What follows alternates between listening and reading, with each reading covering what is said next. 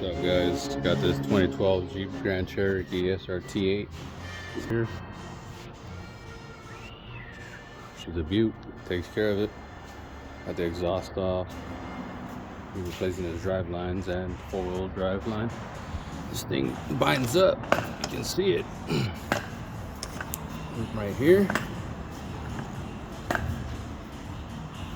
it binds up over here. See that? It's just staying in place. See that?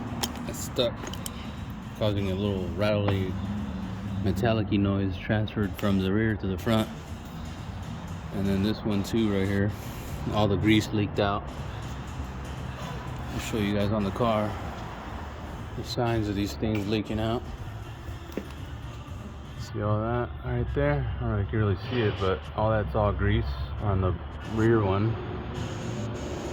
And then from the front one, a little bit of grease right there. A little bit of oil around this thing right there. Grease is all over here on the drive line.